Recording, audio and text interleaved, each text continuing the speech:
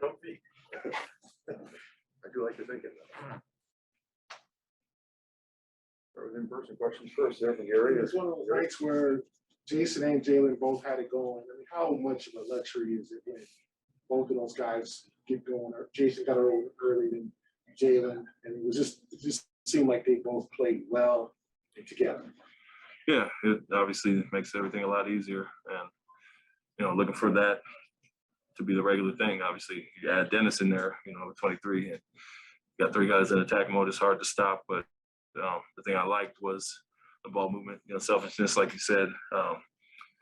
Other than a little stretch in the second where they made a run and we went a little to some ISOs, we were really good moving the ball, playing out of the post, playing out splits, getting stops, and getting out in transition. So they scored naturally.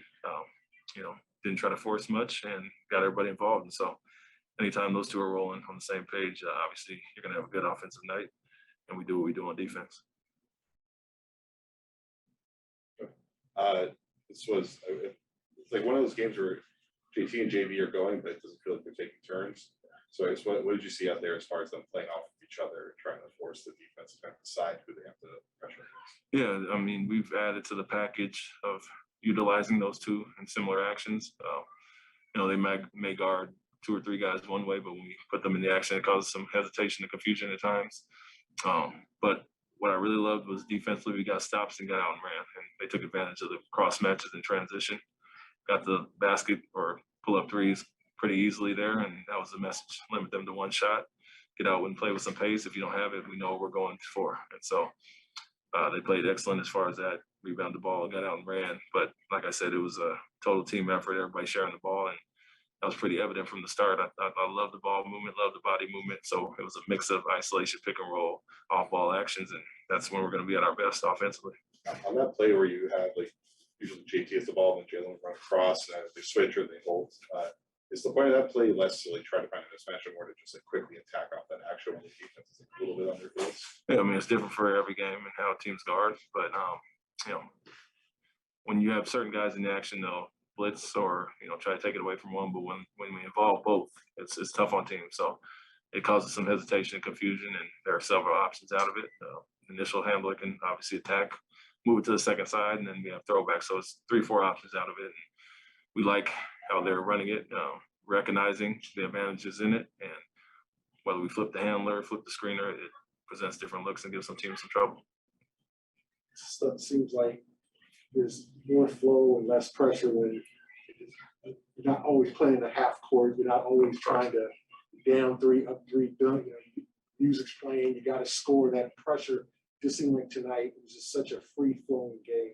Is that just shots falling, or was that just kind of a different style?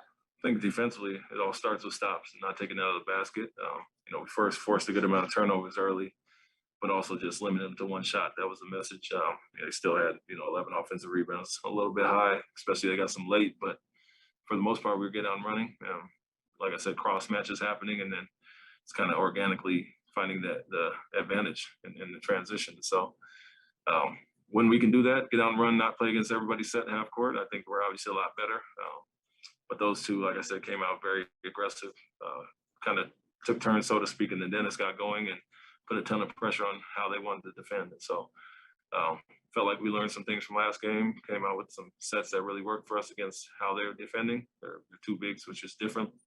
But credit to the guys. They got to make shots at the end of the day, and they did that, played unselfish and played confident. How did you like how they kind of responded after halftime, especially after the end of the second there? Yeah, I loved it.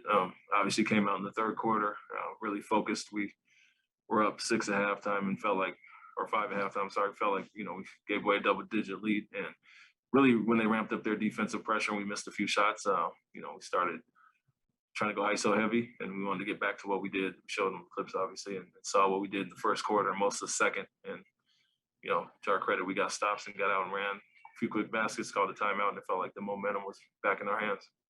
Sorry to Vanessa, but Dennis just seems to be better in the starting lineup compared to off the bench. I guess. Do you think there's any reason to that? Or? No, I mean, different nights present different things, but obviously kind of being the third option out there with those guys, a ton of pressure and focus is on them. He can kind of pick his spots as far as that, but as well as, he's been great coming off the bench as well. When when he did start a lot, it was due to Jayson or Jaylen or certain guys being out. So we're asking him to do more, and that's a result of that. But whether he comes off the bench or start, I think he's been solid overall, and it's really picking his spots when certain guys are not on the court. Played off those guys well tonight, but in general, I think everybody was aggressive and started with the defensive end.